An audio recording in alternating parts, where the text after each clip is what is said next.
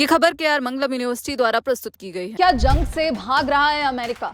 आखिर इज्जत बचाने में क्यों जुटे ट्रंप के जनरल? क्या अमेरिका को समझ आ गया है कि बमबारी से ईरान को नहीं हराया जा सकता? नमस्कार, आप देख रहे हैं दैनिक जागरण और मैं हूं आपके साथ सोनम सचदेव। ईरान अमेरिका के बीच चल रहे सैन्य टकराव को लगभग 6 महीने पूरे हो चुके हैं।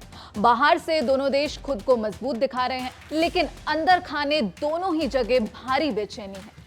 CNN की रिपोर्ट के मुताबिक अमेरिकी सेना के शीर्ष अधिकारी अब ट्रंप प्रशासन को ये सलाह दे रहे हैं कि इस युद्ध को यहीं रोक दिया जाए। जॉइंट चीफ्स ऑफ स्टाफ के चेयरमैन जनरल डैन केन ने साफ कहा है कि केवल हवाई हमलों के जरिए राष्ट्रपति डोनाल्ड ट्रंप के उद्देश्यों को पूरा नहीं किया जा सकता।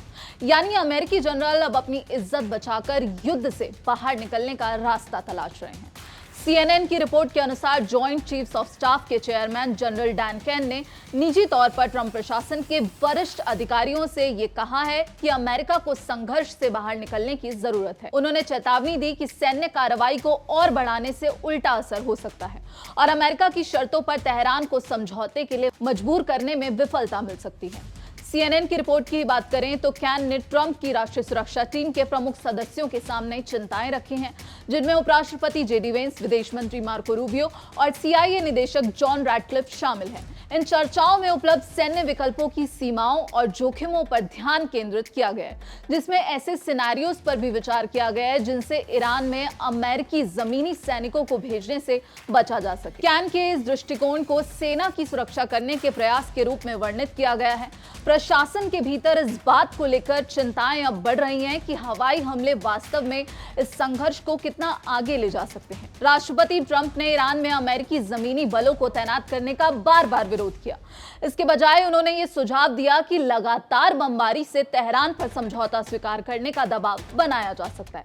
लेकिन चर्चाओं से परिचित लोगों के अनुसार कैन और अन्य वरिष्ठ अधिकारियों का निजी तौर पर यह मानना है कि ऐसे परिणाम मिलने की संभावना बहुत कम है। ये चिंताएं ऐसे समय में सामने आई हैं जब इस संघर्ष के कारण व्यापक क्षेत्रीय और आर्थिक परिणाम उत्पन्न होने का खतरा लगातार मंडरा रहा है। ट्रंप ने यह भी कहा कि ईरान और हॉर्मुज से जुड़ी बातचीत में प्रगति हो रही है और उन्होंने साथ ही उम्मीद जताई कि यह टकराव बहुत जल्द खत्म हो सकता है। इस प्रगति से इस महत्वपूर्ण जलमार्ग को स्थिर करने में मदद मिल सकती है और अंततः ईंधन की कीमतें नीचे आ सकती हैं। हॉर्मुज वैश्विक तेल शिपमेंट के लिए एक प्रमुख मार्ग है और इसमें कोई भी जो लंबा व्यवधान है वो ऊर्जा बाजारों पर और अधिक दबाव डाल सकता है।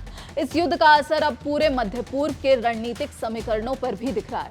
ईरान के पड़ोसी देशों ने अपनी सुरक्षा के लिए एक नया और बड़ा कदम उठाया है। दरअसल सऊदी अरब, तुर्की और पाकिस्तान ने मिलकर एक ऐतिहासिक रक्षा समझौते पर दस्तखत किए। इस समझौते के तहत अगर इन तीनों में से किसी भी एक देश पर हमला होता है तो इसे तीनों देशों पर हमला माना जाएगा।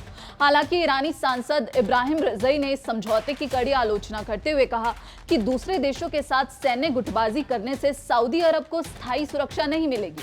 हालांकि तीनों देशों ने इस व्यवस्था को रक्षात्मक बताया है और साथ ही कहा है कि ये किसी विशेष देश के खिलाफ निर्देशित नहीं है।